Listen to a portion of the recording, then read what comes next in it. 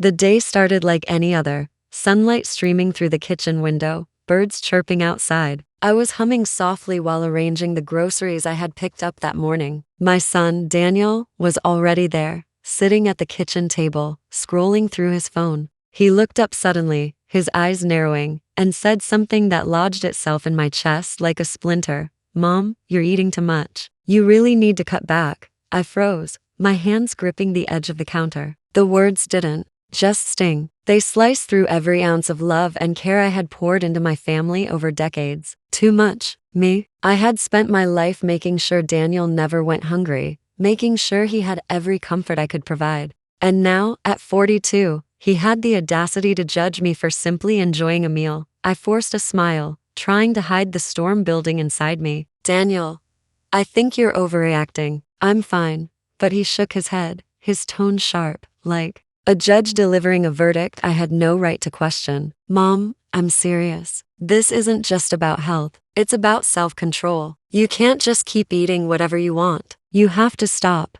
The kitchen suddenly felt smaller, the walls closing in. His words weren't just a critique, they were a condemnation. And I realized something that night.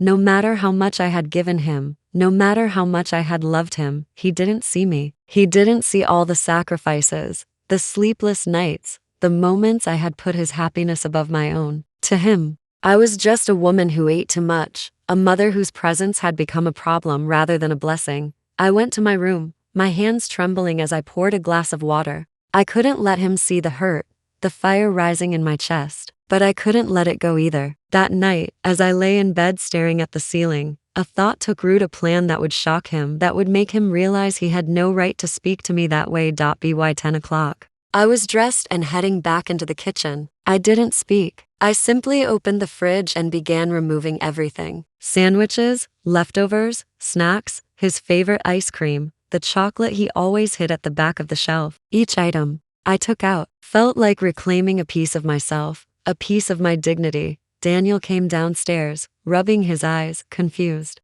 "Mom, what are you doing?" I turned to him, holding a tub of ice cream in my hands. "I'm clearing this out, Daniel. You've decided I can't eat what I want, so I'm taking charge of your food." "All of it."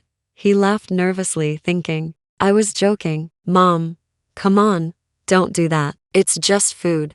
"Just food?" I repeated, my voice trembling but firm. "Do you realize how you made me feel today? Do you realize that your words made me feel like I'm no longer welcome in my own home, like my life and choices don't matter? You think this is about food. It's not. It's about respect." He stared at me, his expression a mix of shock and fear. He had never seen the side of me, the side that would fight back when pushed too far. I placed every item from the fridge onto the counter, lining them up like trophies I had reclaimed from years of being undervalued. "Take a look, Daniel," I said, my voice calm but loaded with tension. "Everything you think you own, everything you think you can control, I've taken it away. I've given you a warning. I'm not someone you can boss around, not in my own home." He tried to speak, but the words caught in his throat. His jaw tightened, and I could see the realization dawning on him. The mother he had dismissed, the woman he had scolded, she wasn't going to sit quietly anymore. I went further, stacking the items into boxes, labeling each one with sharp black letters. "For you,"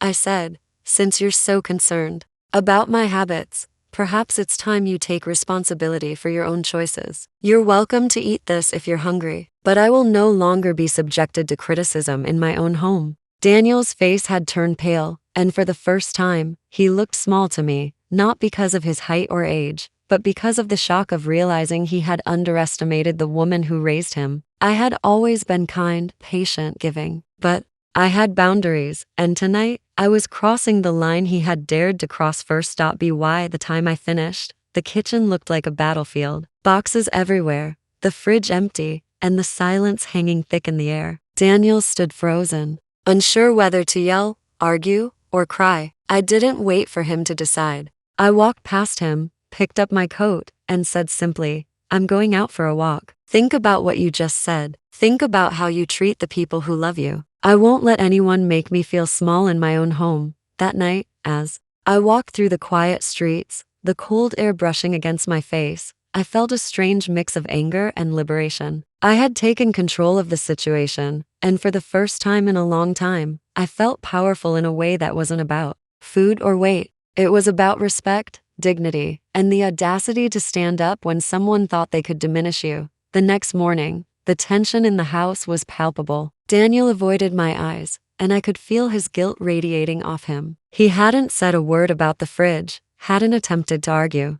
I knew he was waiting for me to apologize, to back down, but I didn't. I didn't owe him that. What he owed me was acknowledgement, respect, and perhaps a lesson in humility. That night, I found a note on the kitchen counter. It was from him. It simply said, "I'm sorry, Mom. I didn't realize." I didn't respond immediately. I didn't need to. My actions had spoken louder than any apology could. But I smiled quietly to myself, knowing that I had changed the balance in our home. Daniel had tested me, underestimated me, and tonight, he had learned that the woman he judged could not be dismissed so easily. And in that moment, I understood something essential. Sometimes, you have to shock people to make them see you. Sometimes the only way to demand respect is to take action so bold that it leaves them speechless. And that's exactly what I had done. The morning after the fridge incident, the house felt colder than usual. Not physically, but emotionally. Every footstep echoed like a warning. Every glance carried the weight of unspoken words. Daniel moved around silently, like a man trying to navigate a minefield he didn't understand he had set off. I watched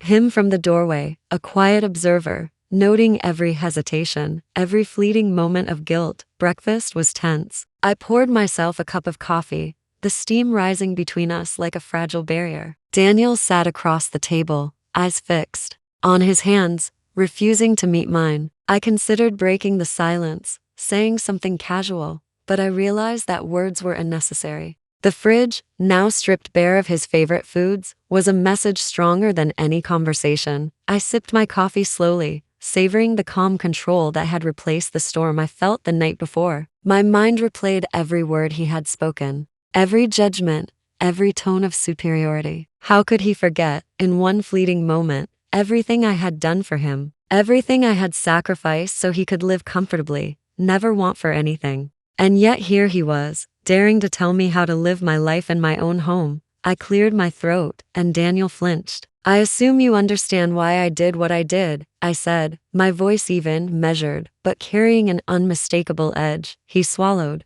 hard. "Mom," I raised my hand to stop him. "No explanations yet. Actions speak louder than words, Daniel. And right now, your actions have consequences." He looked up then, his eyes wide with a mix of fear and incredulity. He hadn't anticipated that I would act so decisively. All his life, he had been my child, the one I protected, the one I guided. And now, the roles had shifted. Suddenly, I wasn't just his mother, I was a force he had no control over. The tension built throughout the day. I noticed every small act he took to navigate the house without drawing my ire. The fridge remained empty, the boxes still stacked in the kitchen, each item a silent testament to my defiance. I had left a note for him.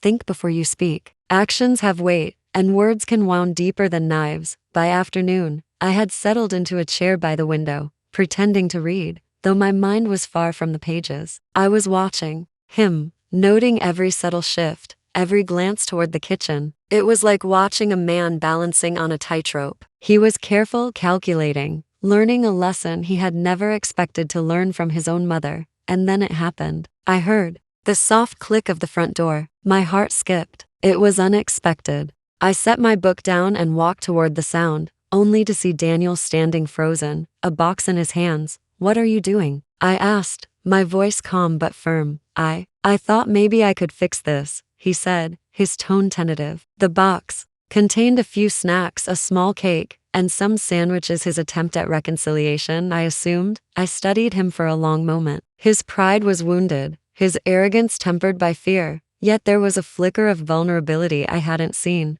before, and in that moment, I realized that the battle had just begun. "Daniel," I said slowly, "this isn't about a box of food. It's about respect. You cannot treat the people who love you as if they owe you obedience. You cannot dictate how I live, how I eat, or how I exist in my own home. Do you understand that?" He nodded, swallowing hard. I do, Mom. I really do. I didn't realize.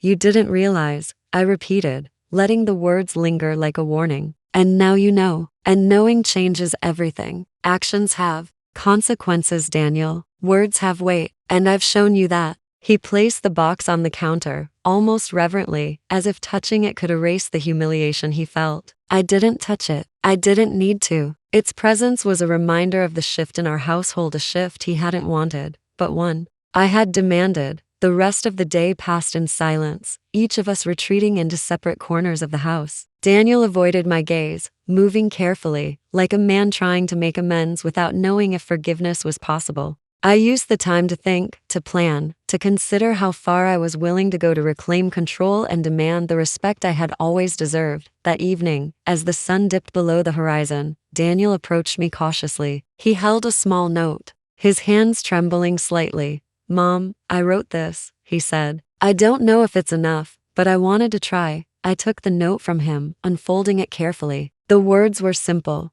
but their weight was undeniable. I'm sorry. Mom, I was wrong to speak to you that way. I'll do better. Please forgive me. I looked up at him, studying his face. There was sincerity there, yes, but also fear, the fear of realizing that for the first time in his life, his mother was not someone he could control. And that fear was powerful, more powerful than anger, more powerful than words. I smiled faintly. Thank you, Daniel. I appreciate your words. But understand this. Words alone are not enough. Respect is earned through consistent action, not empty apologies. You will need to prove to me, every day, that you understand the lesson you've been given. He nodded, a mixture of relief and apprehension in his eyes. I could see him digesting every word, weighing the implications, realizing that the dynamics of our home had changed forever. Later that night, I reflected on the events of the past 48 hours. I had acted decisively, boldly, without hesitation. And it felt liberating. The power of reclaiming my dignity, of setting boundaries and enforcing them, was intoxicating. I knew that Daniel had learned something crucial, not just about respecting me, but about the consequences of underestimating those who love unconditionally. As I prepared for bed, I glanced at the empty fridge, the boxes stacked neatly in the corner. Each item was a symbol of the balance shifting in our home, a reminder that I would no longer allow disrespect to go unanswered. And in that quiet, I made a silent vow. This was only the beginning. Tomorrow, the lessons would continue. The boundaries I had set were firm, unyielding, and absolutely necessary. Daniel needed to understand that the woman who had raised him was not a passive figure in his life. She was a force, a protector, and a guardian of her own dignity. And as I drifted off to sleep, I felt a sense of anticipation, a readiness for what was to come. Because sometimes, the strongest lessons are taught not with words, but with decisive, unforgettable action. And I was prepared to continue teaching. The next morning, the house felt different. It was not the cold of the previous day, nor the tension that had hovered after the fridge incident. It was something subtler, more insidious, a quiet anticipation. As if the walls themselves were holding their breath. Daniel moved about the kitchen, attempting to prepare breakfast, but his movements were hesitant, careful. Every choice he made was weighed against the invisible rules I had established. I watched him from the living room, pretending to read a magazine, though my eyes never left him. He reached for a carton of eggs and then paused, reconsidering. He grabbed the wrong knife and hesitated, and I saw the moment his confidence wavered. It was subtle, almost imperceptible, but I recognized it instantly. This was the start of a new dynamic between us, one that neither of us could ignore. Do you need help? I asked, my tone neutral, almost casual, but carrying an unspoken authority. He flinched and turned to look at me. No, Mom, I've got it, he replied quickly, trying to mask the tension in his voice. I allowed myself a small, knowing smile. Very well. Just remember, this is your choice, Daniel. Actions and decisions carry weight. Every movement you make is a reflection of the respect you show or fail to show. He nodded, avoiding my gaze, focusing intently on his task. I could see the internal struggle, pride battling guilt, stubbornness clashing with realization. I decided to let him stew in that tension for a while. The lesson needed time to settle. As the day progressed, I noticed him glancing toward the kitchen more often than necessary. He was curious, calculating, and yet fearful of triggering another response like last night. I walked past him casually, pretending to organize the living room, and noticed a bag of groceries sitting on the counter, his attempt to restock the fridge. I picked up one of the items, examining it carefully. A brand of cheese he favored, a few sandwiches, a carton of milk. Everything measured, everything moderate. His approach was cautious, timid. I realized that he was testing boundaries, trying to find a safe zone between defiance and compliance. "Daniel," I said, my voice calm but commanding, "come here." He froze, then walked slowly toward me, eyes lowered. I held the cheese in my hands, examining it as if it were evidence in a trial. "This is a start," I said, placing it back on the counter. "But remember, the lesson is not about small gestures. It's about understanding why boundaries exist. It's about recognizing respect as something earned, not assumed. You need to reflect on that, Daniel, every day, in every action." His face flushed with a mixture of embarrassment and determination. "I understand, Mom. I truly do. I didn't mean to overstep." "I know," I replied, my tone softening slightly. "But intention does not erase impact, and impact must be acknowledged. That is why yesterday happened. That is why the fridge is empty. Actions have consequences, Daniel, and you will continue to learn them until they are understood." The hours stretched, each passing moment a test of patience and restraint. I observed him carefully, noting his subtle attempts to regain control of his comfort without overstepping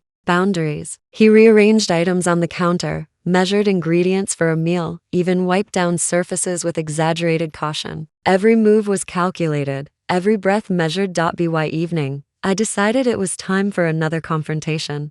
I called him into the living room, where I had set up a quiet space to talk. He entered hesitantly, aware that this was not a casual discussion. I gestured for him to sit, and he obeyed, the weight of anticipation hanging between us. "Daniel," I began, "yesterday was about immediate consequences. Today is about reflection. I want you to tell me why boundaries matter, not just for you, but for everyone in this household." He hesitated, then spoke carefully. "Boundaries. They matter because they show respect. They protect people from being hurt, even unintentionally. They remind us that other people's space and feelings are important." I nodded slowly, impressed by the clarity in his words. "Good. And do you understand why your comments about my eating were inappropriate?" He swallowed hard. "Yes. I didn't consider how it would make you feel. I thought I was helping, but I was wrong. I was judgmental, and it was disrespectful." "Exactly," I said, letting the weight of the words settle. "Helping someone does not give you the right to dictate their choices, especially when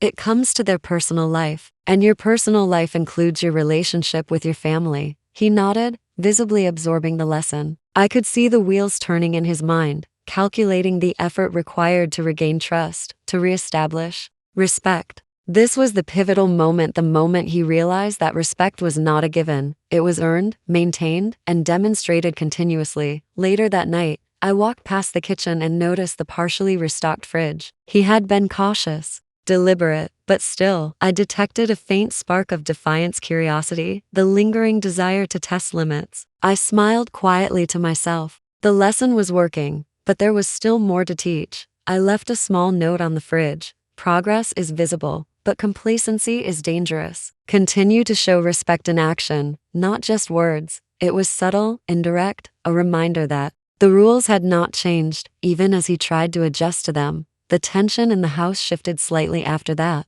It was no longer purely confrontational. There was a grudging acknowledgement, a silent negotiation happening beneath the surface. Daniel moved more carefully, spoke more thoughtfully, and measured his actions. The dynamic between us had evolved, and the new rules were clear. Respect was mandatory, and accountability was immediate. As I prepared for bed that night, I reflected on the day's events. The lesson was not about punishment alone, it was about empowerment. By asserting boundaries, I had reclaimed a part of myself that had been ignored for too long. By confronting Daniel, I had forced him to confront himself, his assumptions, and his blind spots. Tomorrow would bring new challenges, new tests of patience and resolve. I knew that the path to understanding was not linear. There would be missteps, moments of rebellion, and perhaps even resentment. But each step, each act, Each consequence was necessary. The house, the family, and the relationship we shared demanded nothing less than absolute honesty and respect, and as I lay down to sleep,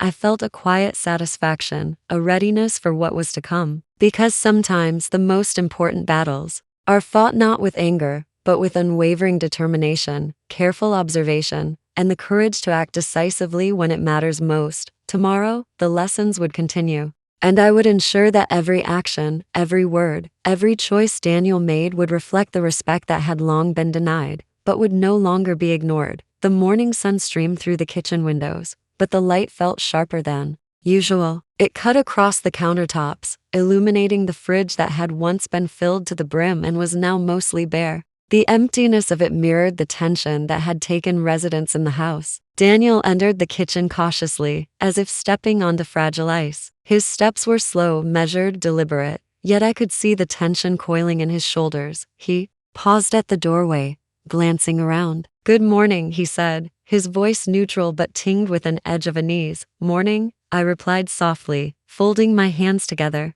I did not move, did not offer reassurance, because this was the first real test of how he would respond to the silent weight of his actions. He walked over to the counter and picked up a loaf of bread, examining it with exaggerated care. I could see the calculation behind his every movement. He was trying to predict my reaction, trying to figure out which line he could cross and which he could not. I smiled inwardly. He was learning, but he still did not understand the full lesson. "Daniel," I said, breaking the quiet, "I want you to listen carefully today. Today is about accountability beyond words. Yesterday we talked. Today, you will see how actions carry weight in ways you may not yet understand." He froze, gripping the bread tighter, then slowly set it down. "I understand, Mom. I want to make things right." I studied him, sensing the genuine conflict. In his eyes, there was a flicker of defiance still lingering, the stubborn instinct to assert himself. But it was tempered now by caution. The balance had shifted. "Good. Then we begin," I said, my voice calm but firm. "I want you to follow me to the living room." He hesitated, then obeyed. Once he was seated, I began to outline the plan for the day. It was not about punishment, not in the conventional sense. It was about responsibility. I detailed each chore, each expectation, each small act that would test his awareness and respect for the household. Every instruction was deliberate, every detail calculated to make him reflect on his actions and their impact. The day progressed slowly, with Daniel performing each task with a meticulousness that was almost painful to watch. He cleaned surfaces repeatedly, rearranged items, and even measured portions of food as if the precise numbers could erase the mistakes of yesterday. I observed silently, taking note of the subtle changes in his demeanor. He was still tense, still defensive at moments, but the seed of understanding was growing. By midday, the tension reached a breaking point. I noticed him sneaking toward the fridge, a faint hesitation in his step, a curiosity that threatened to override the caution he had cultivated. I approached silently, placing my hand on the fridge door. "Daniel," I said, my voice low but commanding, "do you know why yesterday was necessary?" He looked up, startled. "Yes. You understand the surface reason." "Yes," I interrupted. "But do you understand the deeper one? That respect is not just about following rules. It is about understanding impact. That sometimes the smallest gesture, a word, a glance, an action, can reverberate far beyond the immediate moment." He swallowed hard, eyes flicking down. "I think I understand. I really do." "Think is not enough," I said, pulling the fridge door open slowly. The emptiness stared back at him. "Look at this, Daniel. This is not just a fridge. It is a reflection of choices and consequences. Every item here, every morsel represents what happens when respect is ignored. You thought your words were harmless, that your opinion of my eating habits was trivial, but they were not. They carried weight, and this is the result." He flinched slightly, the weight of the emptiness hitting him. I could see his pride waver, replaced by something heavier, more reflective. "I didn't realize I didn't mean to. Intent does not erase impact," I said firmly. "You will come to understand that fully, Daniel. And until you do, every action you take must be deliberate, thoughtful, and accountable. You must carry the consequences of your words and gestures. You must feel the weight of your choices as clearly as you would feel the hunger from an empty fridge. The silence that followed was thick, almost suffocating. I watched him struggle with the lesson,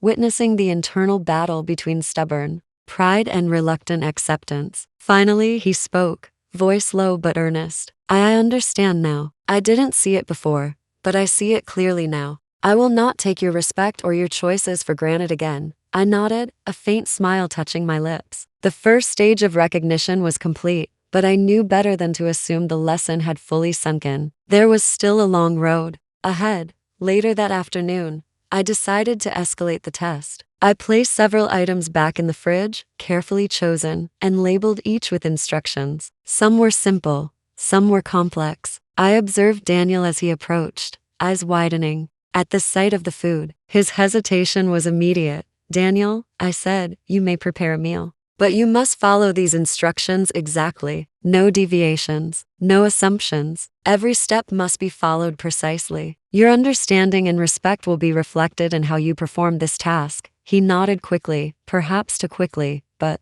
I allowed it. The lesson would reveal itself in the execution, not in the words of agreement. As he worked, I watched every movement. He measured, chopped, arranged, and cooked, each action deliberate, each pause calculated. He glanced at me several times, seeking approval, reassurance, or perhaps a hint that he was doing it right. I offered none. The tension grew, thickening the air, until it became almost unbearable. Finally, the meal was prepared. He presented it with a careful bow of the head, eyes wary. I examined it critically, noting both precision and imperfections. There were mistakes, minor ones, but the intent was clear. He had learned to respect the process, to consider the weight of each step, and to act with awareness. Daniel, I said finally, my voice calm but edged with authority, this is a good start. You have learned to measure, to consider, to act with awareness. But the lesson is not over. The test of respect is ongoing. Every action you take from this moment forward must reflect what you have learned today. He nodded, relief and apprehension mixing in his expression. I understand, Mom. I will remember. I will do better.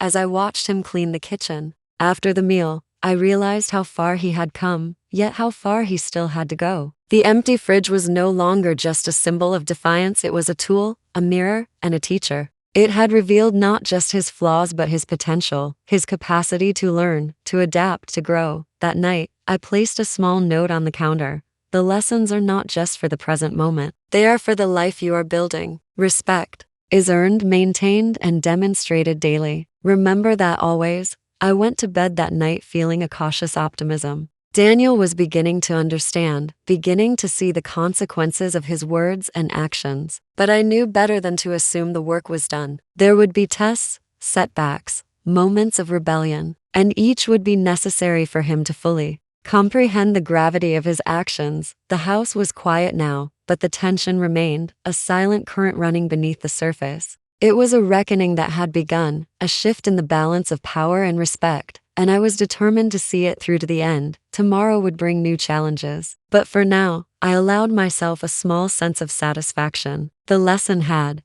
begun, and Daniel, for the first time, was truly beginning to see the impact of his words, his actions, and the respect that had long been denied but would no longer be ignored. The morning light fell harshly through the kitchen windows, casting long, accusatory shadows across the countertops. I stood near the sink, hands pressed against the cool marble, listening. The house was silent, but I knew Daniel was awake. I could feel the tension in the air, electric and sharp, like the moment before a storm breaks. He entered the kitchen cautiously, carrying a notebook and a pen. His eyes flicked toward me, searching, measuring, hesitating. Mom, he began, voice carefully neutral. I thought about yesterday, about the fridge, about what you said. I want to do better. I really do.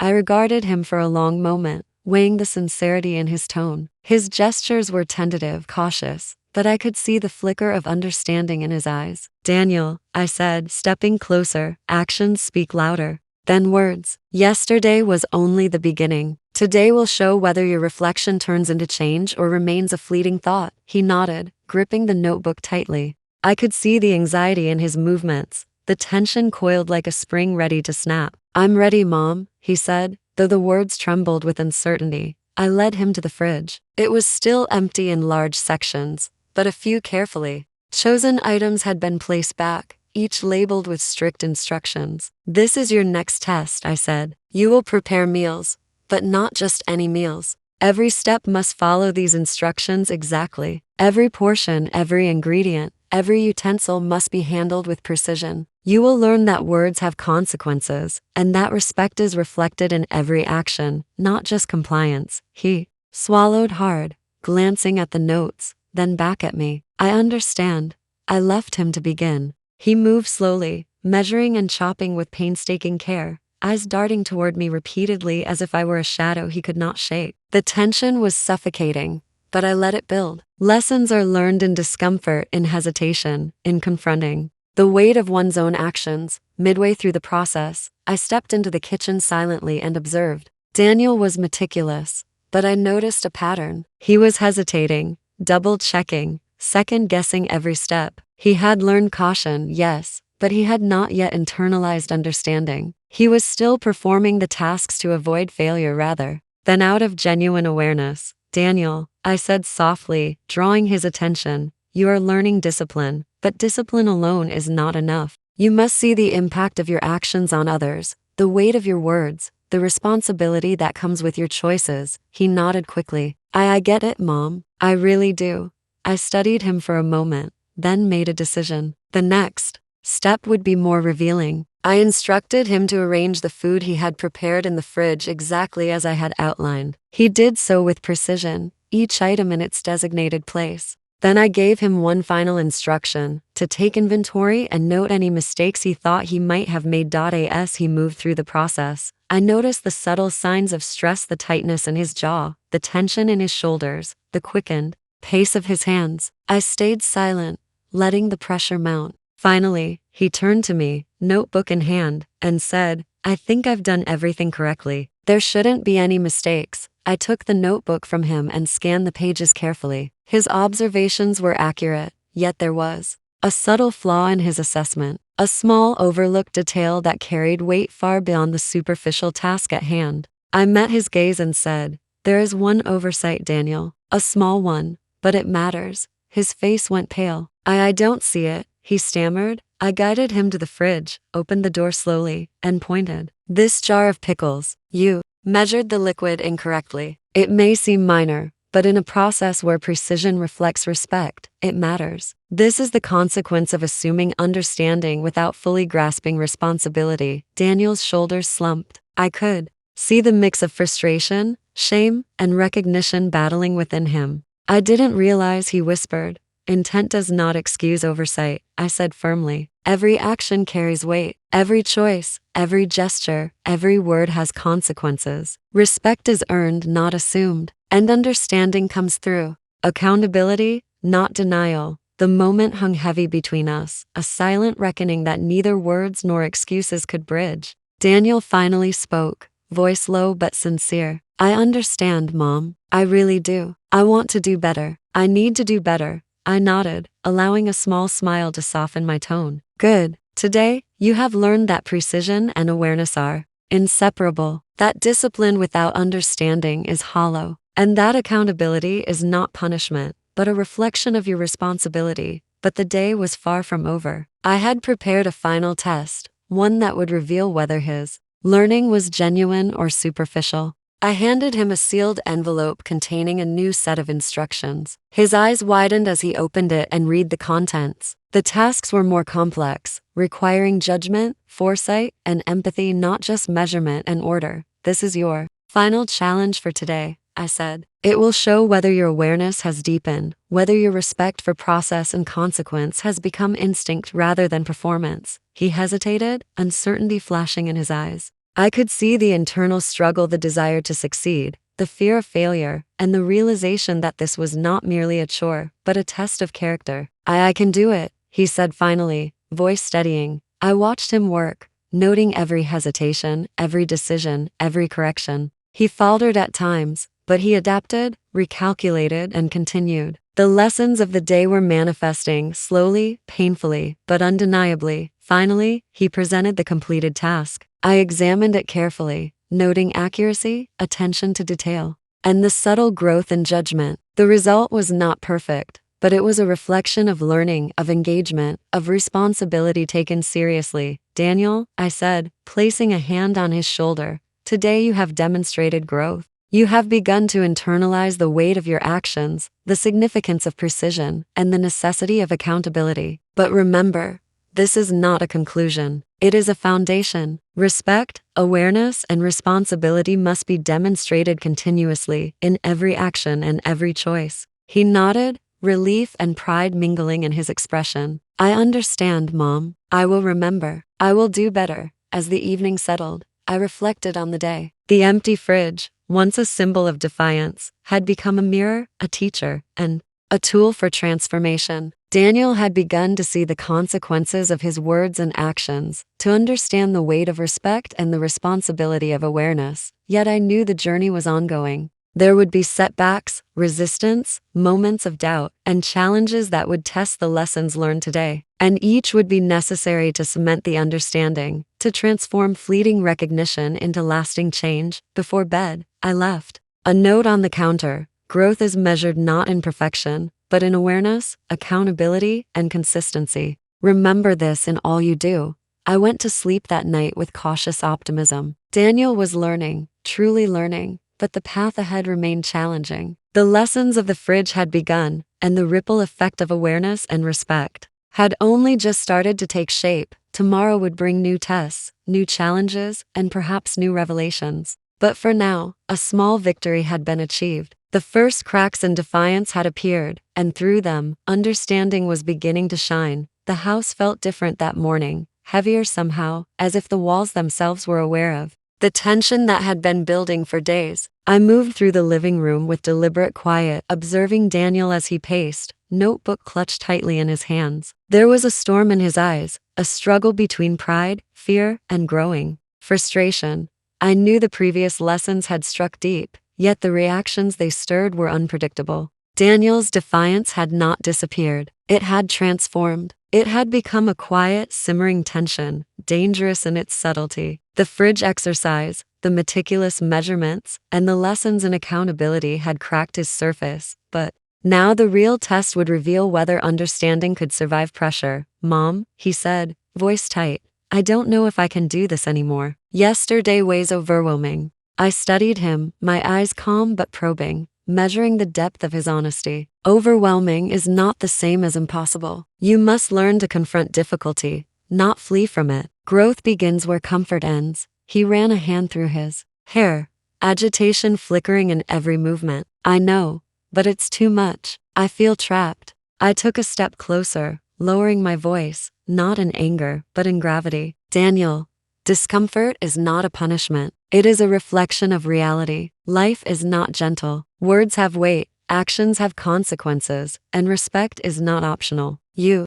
cannot avoid accountability simply because it feels heavy. He sank into the armchair, a rare moment of vulnerability. I thought I understood, Mom. I really did. But now it feels like I'm drowning in expectations. I approached slowly, sitting across from him, letting the silence stretch. The house creaked softly, emphasizing the tension, the gravity of the moment. I could see the storm in him: anger, fear, frustration, shame, all swirling in a chaotic mix that threatened to spill over. Daniel, I said gently, the lessons are not meant to crush you. They are meant to awaken you, to make you aware, to force you to confront yourself honestly. His eyes met mine, defiance flashing again. I don't need to be told how to live. I'm an adult, Mom. I can manage my life without this constant scrutiny. The words cut sharp, but I did not flinch. I had expected resistance. It was part of the process. Being an adult does not mean living without guidance. It means learning to recognize consequences, even when they are uncomfortable.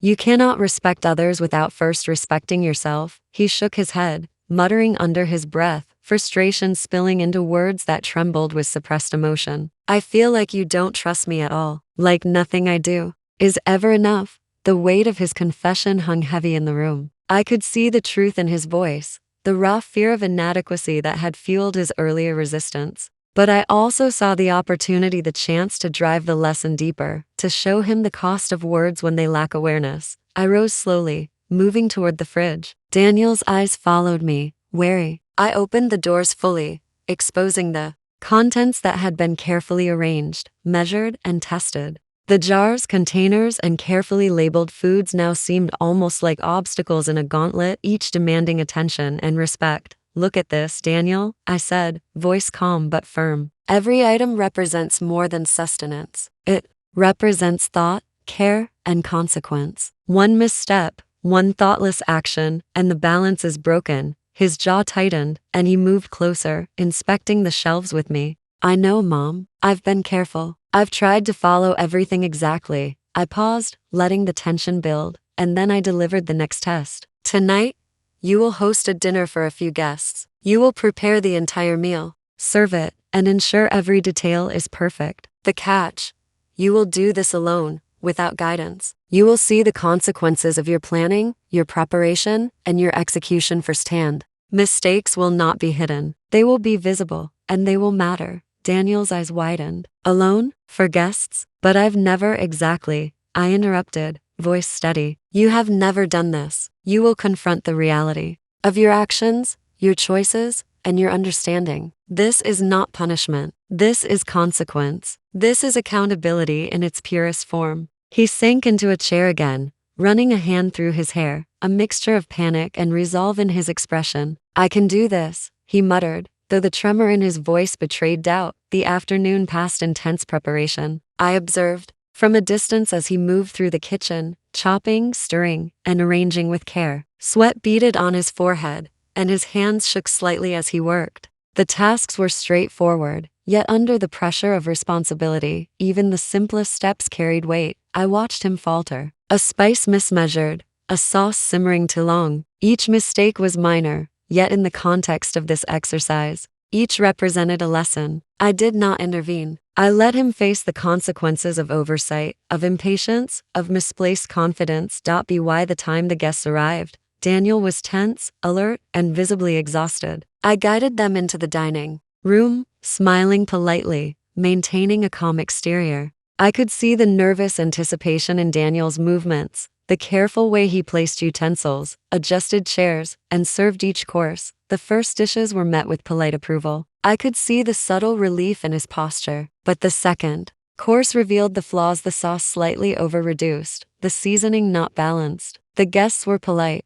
but the disappointment was clear in their eyes. Daniel's shoulders slumped. I approached quietly, leaning in. Do you understand? I asked softly. Yes, he whispered. I see now. I see exactly what you mean. The meal continued, each course a reflection of effort and imperfection. Daniel recovered where he could, compensated where necessary, and admitted mistakes openly. By the final course, he was exhausted, yet there was a shift in his demeanor. Pride had mingled with humility, and frustration had transformed into awareness. After the guests departed, I led him back to the kitchen. Silence hung between us, heavy with lessons learned, mistakes confronted, and awareness gained. You have faced the consequence of your words and actions tonight, Daniel, I said, voice calm but commanding. You have seen how effort, care, and respect manifest in reality, not just in theory. And you have learned that accountability is not optional. It is necessary. He sank into a chair, exhausted, eyes reflecting the weight of understanding. I get it, Mom. I really do. I'll never take responsibility lightly again. I nodded, letting him rest while the tension of the day began to ease. Good. Remember, lessons are reinforced through action. You will continue to practice, to plan, and to confront challenges head-on. Awareness without application is meaningless. Respect without responsibility is hollow. As I prepared for bed, I reflected on the day's events. The breaking point had arrived, and with it, a transformation had begun. Daniel had faced the reality of accountability, had stumbled, had faltered, and yet had emerged more aware, more careful, more capable of seeing the consequences of his actions. The journey was far from over. Tomorrow would bring new challenges, new tests, and perhaps new revelations. But tonight, the storm had passed, leaving clarity in its wake. I left a final note on the counter. Confront your mistakes. Embrace responsibility. Understand that every choice echoes beyond yourself. Growth begins where comfort ends. Daniel read it silently, a thoughtful expression on his face. I could see the flicker of determination, a newfound understanding that would guide his choices, shape his actions, and slowly, inevitably, redefine our relationship. The night settled, heavy with the lessons of the day, and for the first time, I allowed myself a small, cautious smile. The breaking point had come, and it had forged understanding. The morning light came harsh through the kitchen window, almost accusatory, as if it had watched the events of the previous night and refused to look away. Daniel moved silently, still, exhausted from the dinner exercise, his hands shaking slightly as he prepared breakfast. I watched him from the doorway, a mixture of pride and concern tightening my chest. He had faced accountability head-on, and yet I knew the true test was only beginning. "Mom," he said quietly, carrying 2 plates of eggs and toast, "I think I'm ready to try things on my own now. I can manage without you hovering."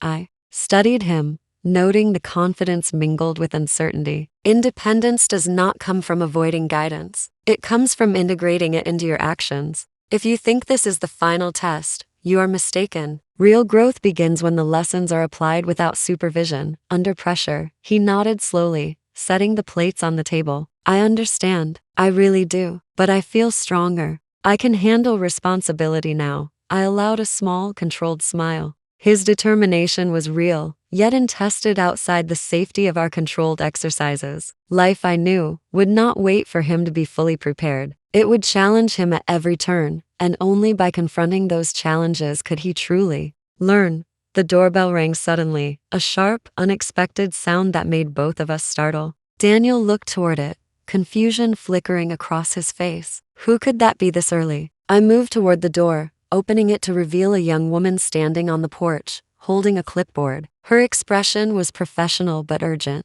"Good morning. My name is Karen. I'm from the Community Health Program. We're conducting follow-ups on local households, checking on dietary habits, wellness routines, and nutritional awareness. May I come in?" Daniel's face hardened immediately. "Wait. What? Why do we need this?" I stepped back, gesturing for the woman to enter. "This is an opportunity, Daniel. It will be part of your real-world test. Observe, learn, and adapt. You must face scrutiny without panic. This is not an intrusion. This is reality." He groaned, frustration flashing across his features. "I can't do this. I need space." I shook my head. "You do not get to choose when life challenges you. You only get to respond. Now go.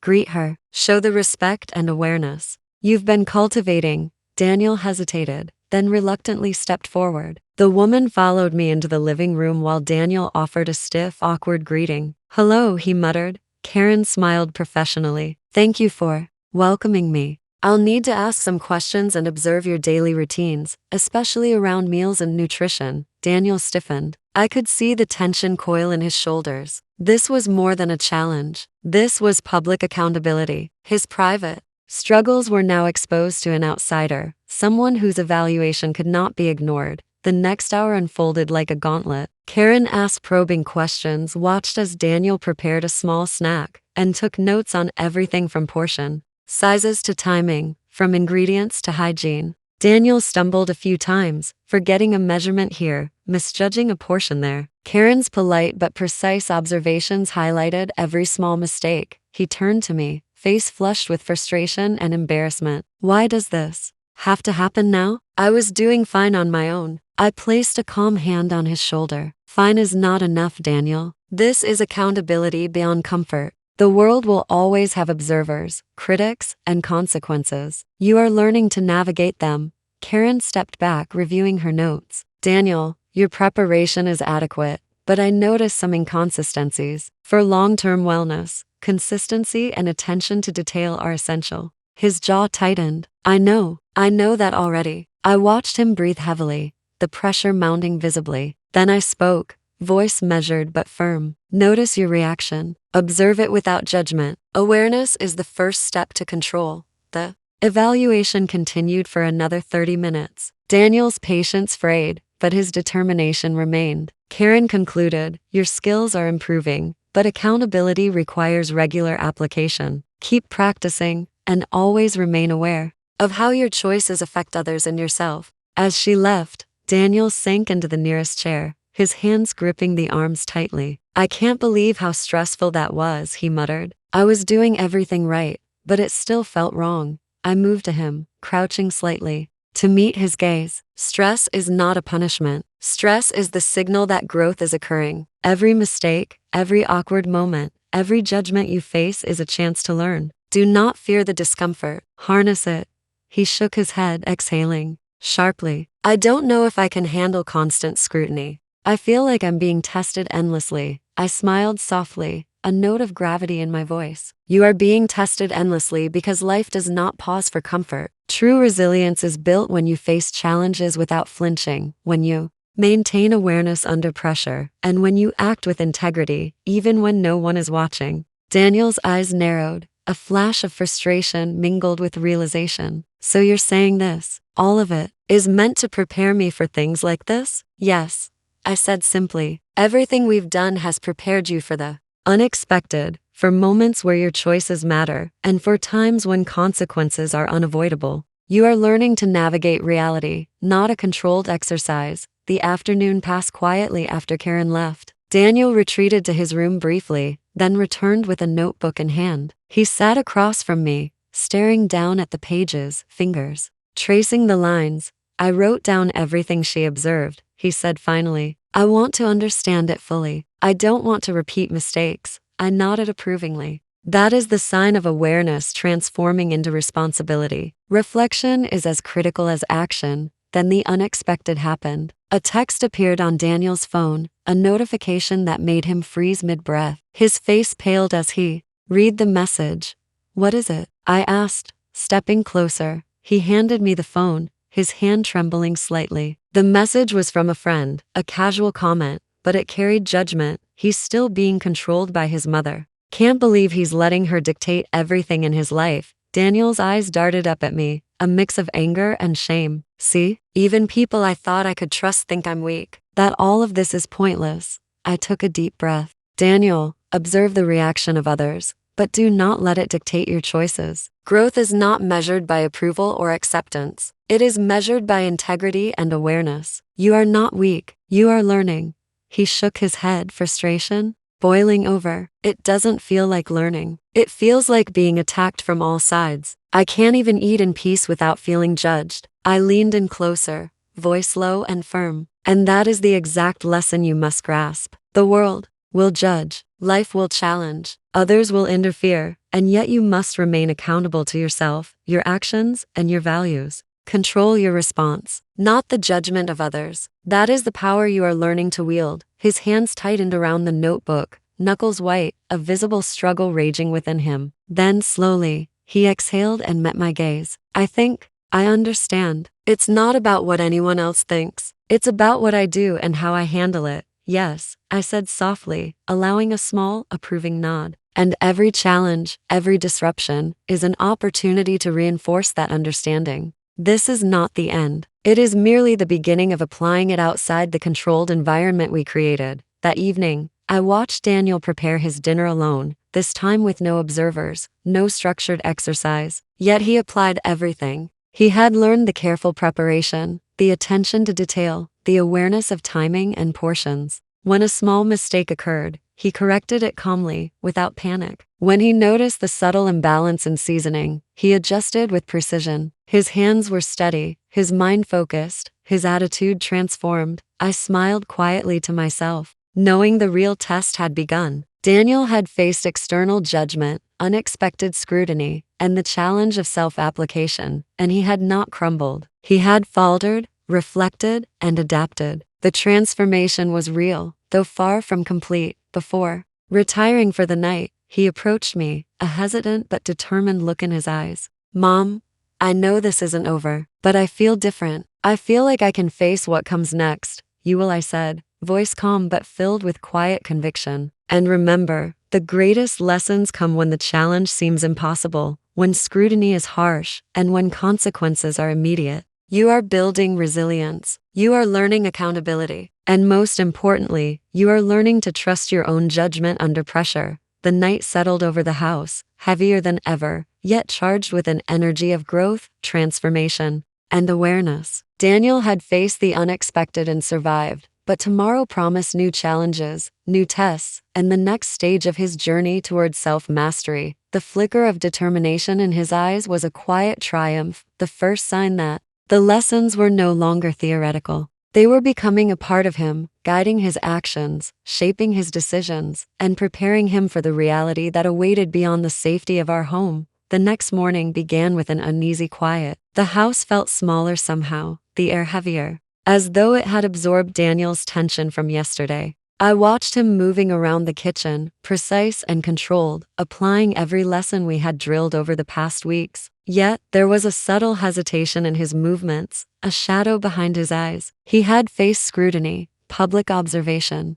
and judgment. But now I sensed something darker approaching, something deeply personal. The phone rang, shrill and urgent, slicing through the calm. Daniel answered quickly, expecting a friend or a colleague, but the conversation immediately drained color from his face. I stepped closer, drawn by the sudden shift in energy. "Wait, what do you mean?" he said sharply. "No, that's impossible. You must be mistaken." His voice faltered, trembling under the weight of disbelief. I waited, letting him process, refusing to interrupt, knowing this was an essential moment of confrontation for him. The line clicked off, leaving only silence that pressed down like a physical weight. He turned to me, face pale, eyes wide with shock and anger. "Mom, it's Sarah. She went behind my back. She sold the car I bought with my own money, the one I promised myself I'd keep, and she gave the money to her brother. She never even told me." The room felt suddenly colder. Betrayal is an emotion that cuts deeper than any external test, and I could see the storm building inside him. "Show me," I said calmly, though my heart thumped in response to his raw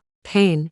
He pulled out his phone, scrolling through messages and bank notifications. The evidence was undeniable. Sarah had executed the sale, transferred funds, and acted as if nothing had happened. His hands shook as he handed me the phone. I studied the transactions carefully, then looked at him. "This is a moment of truth, Daniel. How you respond to betrayal defines the character you are forging. Rage and retaliation may feel satisfying, but they will only trap you in a cycle of weakness. Awareness and strategic action will transform this setback into empowerment." He stared at me, disbelief mixing with anger. "Strategic action? Mom, she stole from me. I trusted her. Everything we've been doing, she destroyed it." I placed a hand on his shoulder, steadying him. "She tested you, yes, but more importantly, she has provided an opportunity. You can respond impulsively, or you can respond intelligently. This is a real-world test of everything you've learned. Your integrity, your patience, your ability to maintain control under pressure.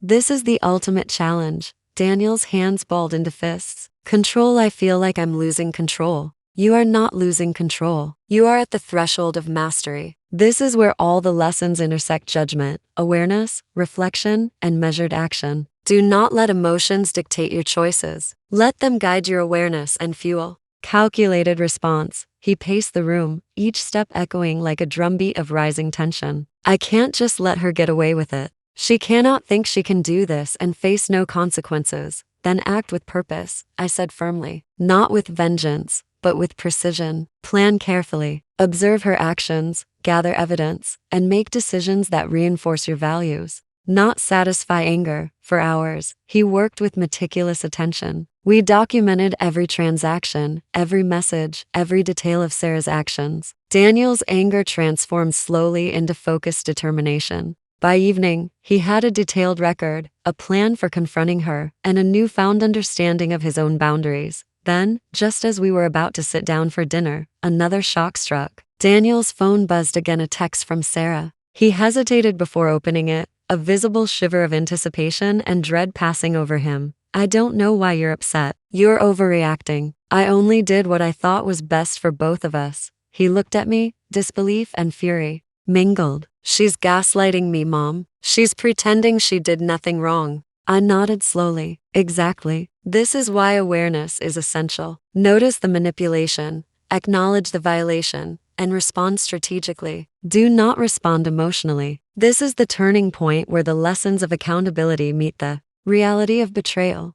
Daniel sat down heavily, staring at the screen. "I don't know what to say. I feel like everything I believed in has been shaken. How could she do this? We trusted each other. I trusted her.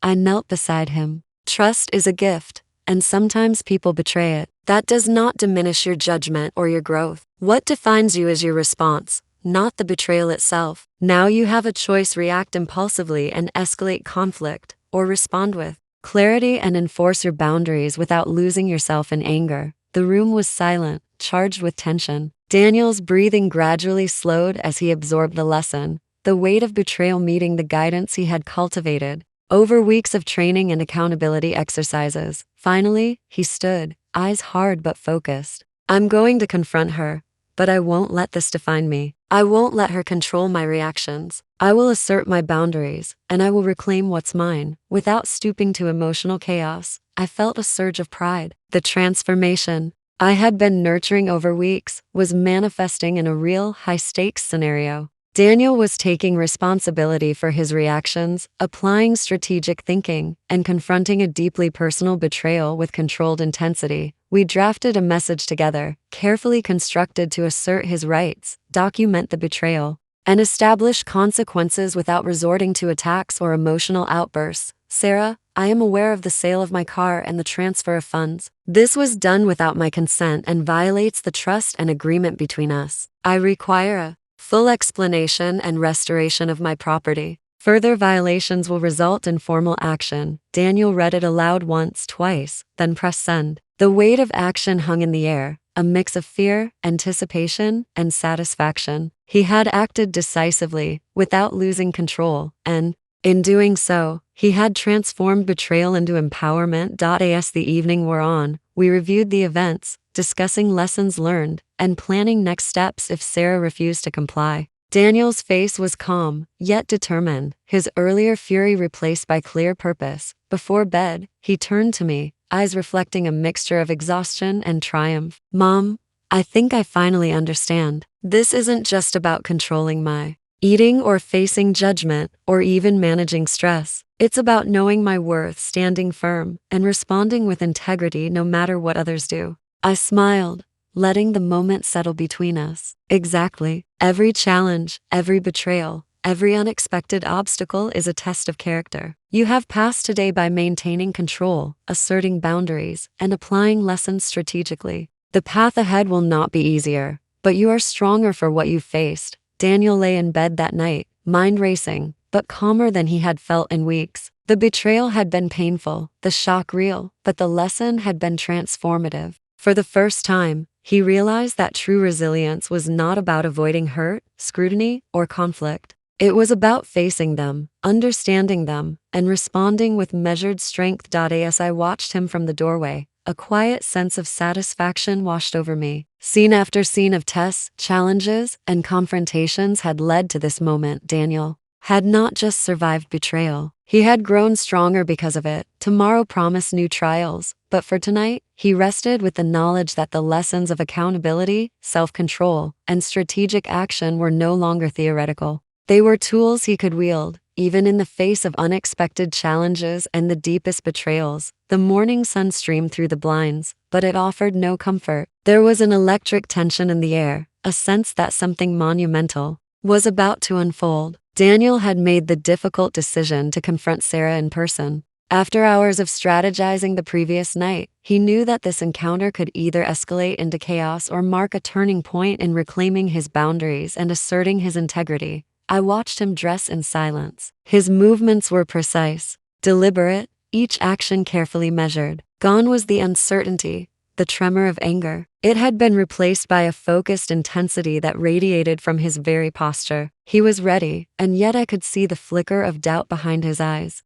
Public confrontation carries a different weight, a different vulnerability. Mom, I'm nervous, he admitted, voice low but steady. If I lose control now, everything we've worked for could unravel. People will judge me, and she might twist everything to make me look like the villain. I nodded, placing my hand on his shoulder. This is exactly why preparation and control matter. You will face her with clear evidence, assertive language, and unwavering composure. She cannot manipulate what is already documented. You are armed with truth, not emotion. We reviewed the strategy once more. Daniel would remain calm, stick to the facts, and avoid emotional escalation. He would assert his boundaries, demand restoration of his property, and make clear that future violations would result in formal action. This confrontation was about reclaiming power without succumbing to anger. The restaurant was crowded, a popular spot where lunch meetings and casual gatherings intertwined. We arrived early, allowing Daniel to acclimate, scan the environment, and prepare mentally. Sarah had already arrived, seated at a table with her friends, laughing in that careless, oblivious way that made my blood boil. She looked up as we approached, her expression shifting from surprise to a smug awareness that she had already anticipated Daniel's presence. He took a deep breath and approached, hand extended politely. "Sarah, we need to talk." Her smile faltered, replaced by a calculated neutrality. "Daniel, I didn't expect you to confront me here. Isn't this a bit dramatic?" "Not dramatic," he said firmly, his voice calm but resolute. "Necessary. We need to address the sale of my car and the transfer of funds. This was done without my consent, and it violates the trust between us. I have documentation of the transactions, and I expect restoration immediately." Her eyes flickered briefly toward her friends, a subtle plea for support, but none came. She was alone in this moment, and the reality of exposure began to settle in. "I don't know what you're talking about," she said, her voice tight, attempting denial. "I only did what I thought was best." "You're overreacting, as usual." Daniel remained composed, producing the phone and handing it to her. Every message, every transaction, every piece of evidence lay bare. He did not shout, he did not accuse. He presented truth. Her face paled as she scrolled, and for the first time, she could not twist reality. Her friends exchanged awkward glances, realizing the gravity of the situation. Daniel's calm, precise presentation left no room for doubt. "You see," he said, voice firm, "this is not about overreaction. It's about accountability. Actions have consequences, and when trust is violated, boundaries must be enforced. I am giving you the opportunity to rectify this before formal steps are necessary. That is all I am asking." For a moment, the restaurant felt suspended in tension. Conversations around us seemed to fade into the background. Eyes from nearby tables subtly turned, sensing the confrontation without fully understanding its depth. Sarah's friends were frozen, unsure of whether to intervene or remain passive. Then came the twist. Sarah leaned forward, a sudden sharpness in her tone. "You think presenting messages and transactions will intimidate me? You're still the same person who lets emotions rule your life. You haven't changed at all. You think this public display makes you powerful, but it only shows how fragile you are." Daniel's jaw tightened. He could feel the old anger stirring, but he forced himself to breathe, to remain grounded. "Fragility is not determined by emotion, Sarah. Fragility is giving others control over your reactions. I am standing here, composed, stating facts and asserting my rights. That is strength, and it is strength you cannot diminish with lies or manipulation." Her face twisted with frustration. She had expected confrontation to be an emotional outburst, something she could manipulate or dismiss. Instead, she was faced with an unshakable resolve that neither fear nor public attention could sway. The restaurant fell into a hush as tension mounted. A few curious diners watched, sensing that this was no ordinary disagreement. Daniel's calm dominance contrasted sharply with her flustered attempts at deflection. He had anticipated her manipulations and neutralized them simply by remaining grounded. "You cannot rewrite what happened," he continued, voice unwavering. "You violated trust, and I am asking you to take responsibility. Restore what was taken, and acknowledge the breach. That is all. Any further actions on your part will have consequences, formal consequences. I will not hesitate to enforce them." The silence stretched, heavy and palpable. Sarah's eyes darted around, seeking allies, but found none willing to support deceit. In the face of documented truth, her smirk dissolved into resignation. Finally, she spoke, her voice low and clipped. "Fine. I will reverse the transfer. I will restore the funds. Happy?"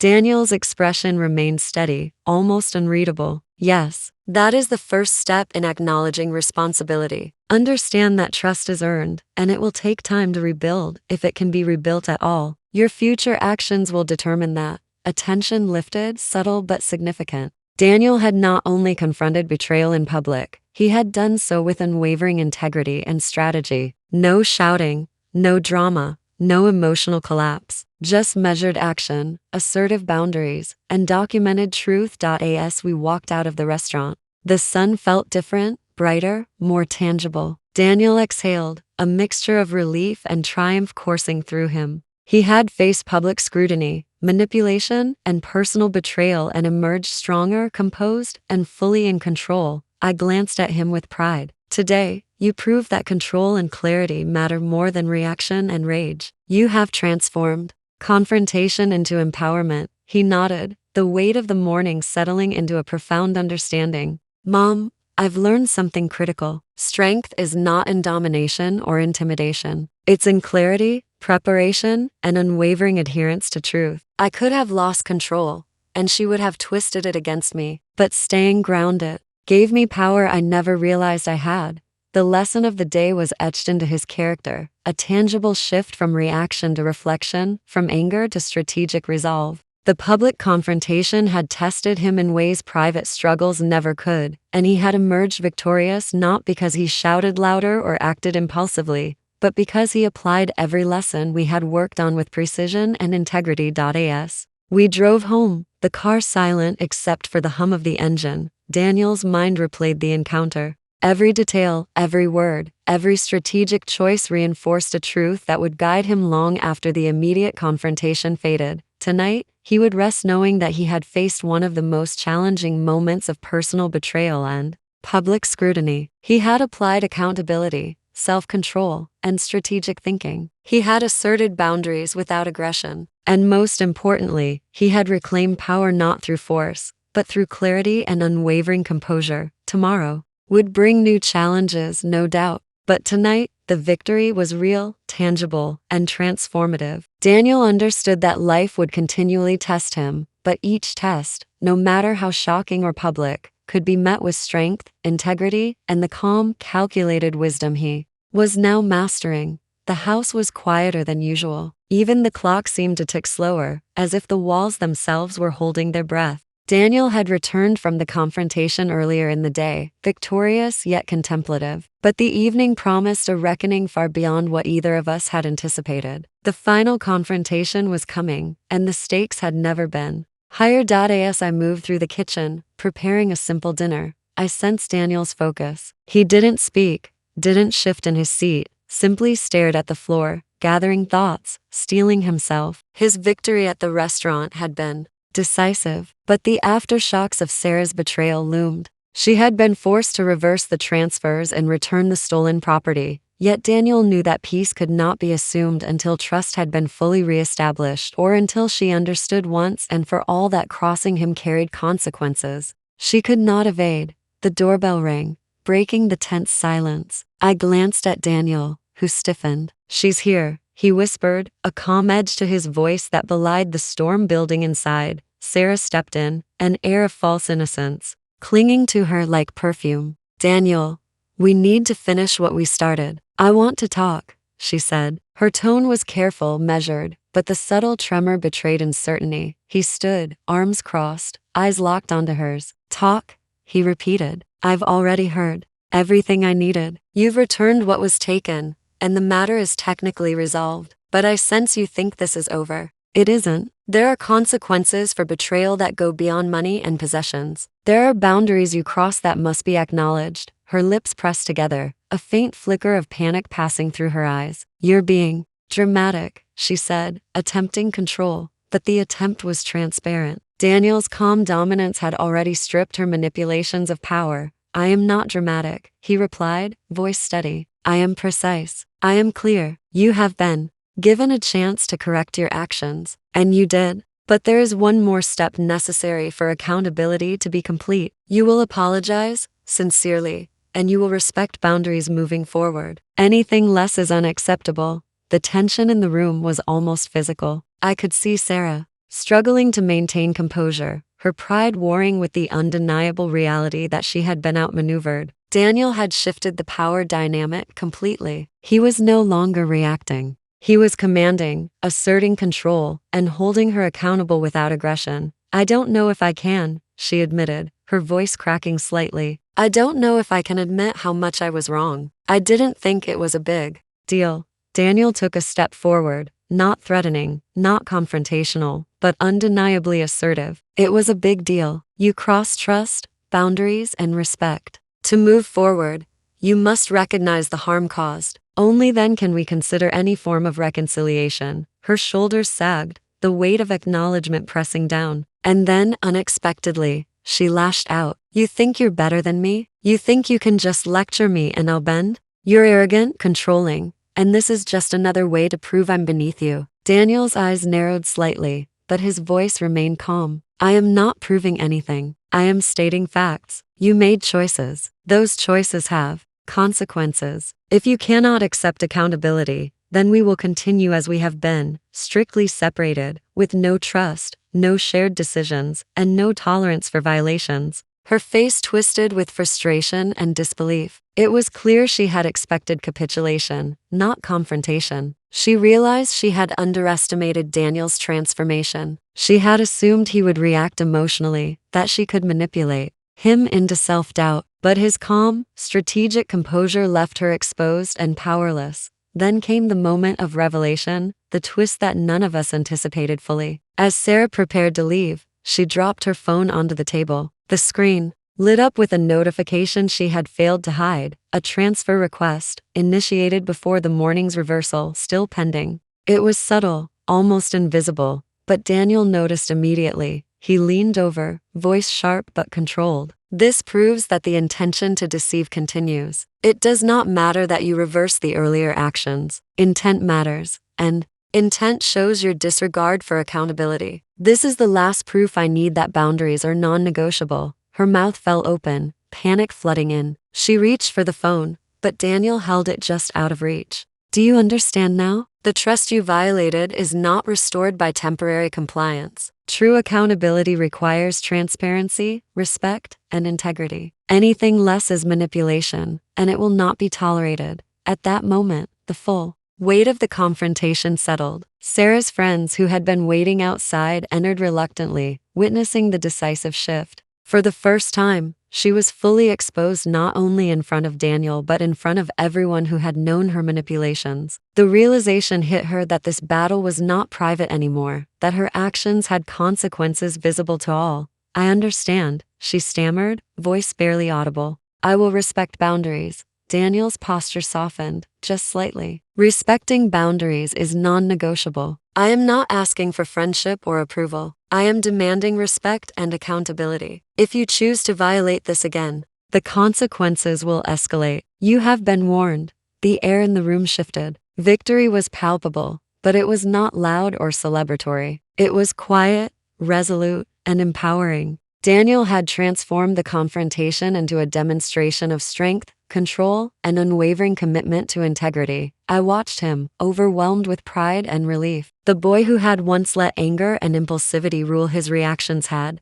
become a man capable of handling betrayal, confrontation, and exposure with dignity and power. The lessons we had instilled, calm preparation, strategic thinking, boundary enforcement had culminated in this moment of undeniable mastery. Sarah finally turned to leave, her expression a mixture of defeat and reluctant respect. There was no dramatic outburst, no last-minute manipulation. The shift was complete. She had confronted a reality she could neither deny nor twist, and in doing so, had given Daniel the ultimate victory not through aggression, but through measured, strategic confrontation. As the door closed behind her, Daniel exhaled deeply, a release of tension that had been held for months. It's over, he said, voice steady but calm, satisfaction underlying his words. I didn't have to fight or shout. I just had to be prepared, confident, and assertive. That's enough to reclaim control. I placed a hand on his shoulder, a simple gesture of acknowledgement. Today, you proved that confrontation does not require chaos. It requires clarity,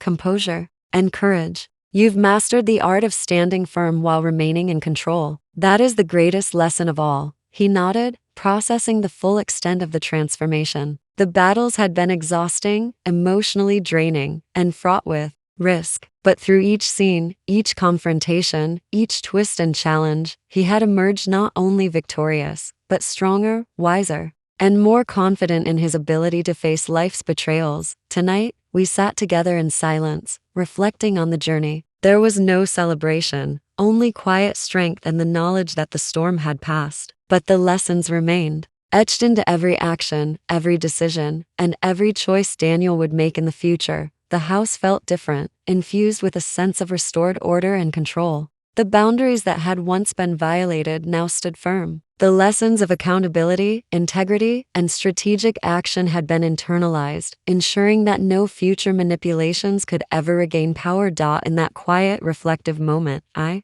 realized the most important truth. True victory is not measured by confrontation alone, but by the transformation it produces within. Daniel had faced betrayal, deception, and manipulation and emerged not only victorious but empowered beyond measure. The journey was complete. The lessons had been learned. The boundaries were firmly established. And the ultimate truth had been realized. Strength comes not from aggression, not from reaction, but from clarity, preparation, and unwavering commitment to integrity. Tonight, Daniel had proven it, and for the first time in months, he could rest knowing that he had reclaimed control of his life, his boundaries, and his power.